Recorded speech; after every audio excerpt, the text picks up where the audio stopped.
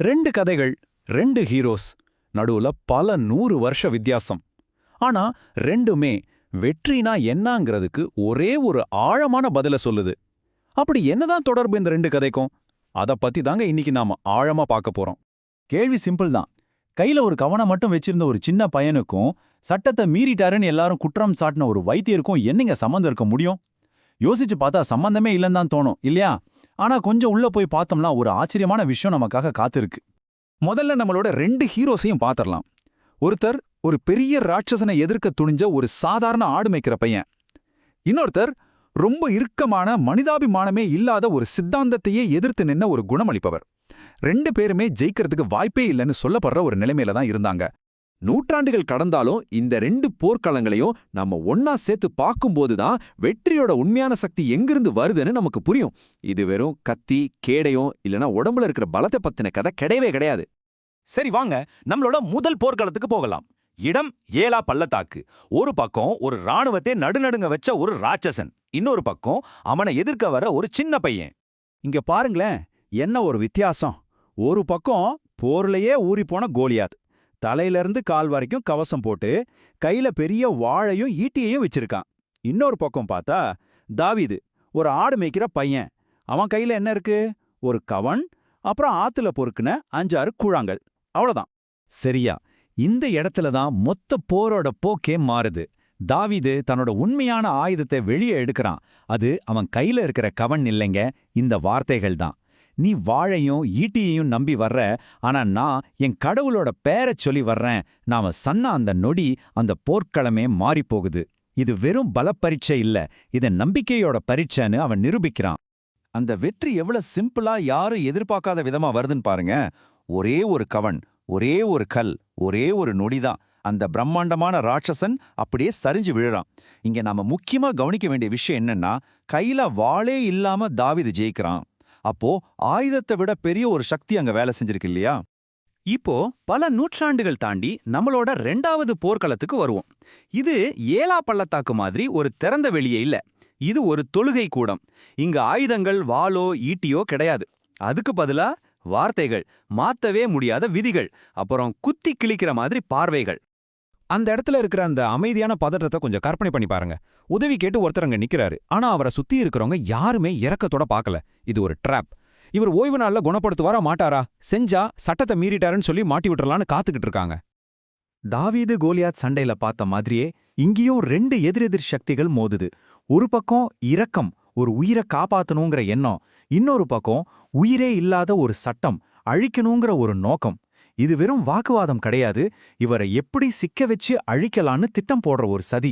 இப்போ இயேசு தன்னோட கவன்கல்ல வீசுறாரு. ஆனா அது கூழாங்கல் இல்ல, ஒரு கூர்மையான கேள்வி. ஓய்வு நாள்ல நல்லது செய்யலாமா, கெட்டது செய்யலாமா? ஒரு உயிரை காப்பாத்தலாமா, அழிக்கலாமா? எது சரி? இந்த கேள்வி அவங்களோட சட்ட புத்தகத்தை தாண்டி நேரா அவங்க மனசாட்சியில போய் தாக்குது. பதில் சொல்ல முடியாம எல்லாரும் அமைதியாயிடுறாங்க. அவங்களோட அந்த கல் நெஞ்ச மௌனத்தை பார்த்துட்டு இயேசு அந்த மனுஷனோட கைய குணமாக்குறாரு. நல்லா கவனிங்க, இது வெறும் வைத்தியம் பார்க்குற செயல் மட்டும் இல்ல, இது ஒரு சவால். மனிதாபிமானமே இல்லாத சட்டங்களுக்கு எதிரா செஞ்ச ஒரு பகிரங்கமான எதிர்ப்பு, ஒரு அமைதியான புரட்சின்னே சொல்லலாம். சரி, ஒரு பக்கம் பள்ளத்தாக்குல நடந்த ஒரு சண்டை, இன்னொரு பக்கம் தொழுகை கூடத்துல நடந்த ஒரு போராட்டம். சம்பந்தமே இல்லாத மாதிரி இருக்கிற இந்த 2 வெற்றிகளையும் ஒன்னா இணைக்கிற அந்த ஒரு விஷயம் என்ன? அதுக்கான பதில் ஒரு பழங்கால சங்கீதத்துல ஒளிஞ்சிருக்கு. அதுதான் இந்த 2 கதைகளையும் ஒன்னா கோர்க்குது. இந்த சங்கீதத்தோட வரிகளை பாருங்க. போர் செய்ய என் கைகளுக்கு பயிற்சி கொடுக்கிறவர் அவரே. இது அப்படியே தாவீதோட கதைக்கு பொருந்தது இல்லையா? ஆடு மேய்க்கிற ஒரு பையனோட கைக்கு ஒரு ராட்சசனையும் வீழ்த்துற அளவுக்கு பயிற்சி. ஆனா ஒரு குணமளிப்பவரோட கதைக்கு இது எப்படி பொருந்தோம்? அங்க என்ன போர் நடந்துச்சு? பதில் இங்க தான் இருக்கு. போர்க்களங்கள் தான் வேற வேற, ஆனா போர் ஒண்ணுதான். தாவீதுக்கு அது ரத்தமும் சதையுமா நின்ன ஒரு வீரனுக்கு எதிரான போர். இயேசுவுக்கு அது மனிதாபிமானமே இல்லாத ஒரு சித்தாந்தத்துக்கு எதிரான போர். ஒன்னு உடம்பால நடந்த போர், இன்னொன்னு அறத்தை வச்சு நடந்த போர். அந்த சங்கீதம் தொடருது, அவரே என் கற்பாரை, என் கோட்டை, என் கேடயம், என் மீட்பர். இங்க கவனிச்சிங்கன்னா கோட்டை கேடயம்னு சொல்றதெல்லாம் வெறும் ஆயுதங்களை விட பெரிய ஒரு பாதுகாப்பை குறிக்குது. இந்த பாதுகாப்பு தான் தாவீதுக்கும் இயேசுவுக்கும் பொதுவா இருந்திருக்கு. இப்போ அந்த கனெக்ஷன் உங்களுக்கு தெளிவா புரியுதா?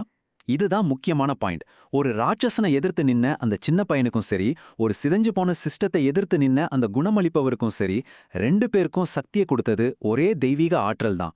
அவங்களோட பலம் அவங்க கையில இருந்த ஆயுதத்துல இல்ல, அவங்க மனசுல இருந்த நம்பிக்கையில இருந்துச்சு. அப்போ இந்த 2 கதைகளையும் வச்சு பார்க்கும்போது தெய்வீக வெற்றினா என்னன்னு நம்ம புதுசா புரிஞ்சுக்கலாம். இது நம்ம சும்மா ஜெயிக்கிறது, தோக்குறதுன்னு பேசுறதை விட ரொம்ப ஆழமான ஒரு விஷயம். இதுல இருந்து நாம கத்துக்க வேண்டிய முக்கியமான விஷயங்கள் என்னன்னா, முதல் விஷயம், உண்மையான பலம் நம்ம கையில இருக்கிற ஆயுதத்திலயோ அதிகாரத்திலயும் இல்ல, நம்ம நம்பிக்கையில தான் இருக்கு.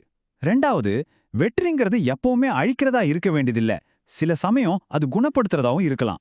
3வது, அநியாயமான சட்டங்களை எதிர்த்து கேள்வி கேட்கறதும் ஒரு விதமான நேர்மைதான். கடைசியா, போர்க்களம்னா அது பெரிய ராணுவம் நிக்கிற பள்ளத்தாக்கு மட்டும் இல்ல, நம்மள குற்றம் சொல்ல ஒரு கூட்டம் காத்துக்கிட்டு இருக்கிற ஒரு சின்ன அறையா கூட இருக்கலாம். அப்போ தெய்வீக வெற்றிக்கு உண்மையான அர்த்தம் என்ன? எதிரியை ஜெயிக்கிறது மட்டும் இல்ல, அந்த ஜெயிக்கிற செயல் மூலமா கடவுளோட குணங்களான விடுதலை, குணம், இரக்கம் இதெல்லாம் வெளிப்படுத்துறது. சுருக்கமா சொன்னா இது வெறும் ஒரு செயல் இல்ல, இது ஒரு செய்தி. இப்போ கடைசியா இந்த கேள்வி நமக்கு தான். இன்னைக்கு நம்ம வாழ்க்கையில நாம சந்திக்கிற ராட்சசர்கள் யாரு? அது நம்ம உடல் ரீதியா சந்திக்கிற சவாலா இருக்கலாம், இல்ல ஒரு தப்பான சித்தாந்தத்துக்கு எதிரான போராட்டமா இருக்கலாம். அது எதுவா வேணா இருக்கட்டும். அதை ஜெயிக்கிறதுக்கான நம்மளோட உண்மையான பலம் எங்கிருந்து வரப்போகுது?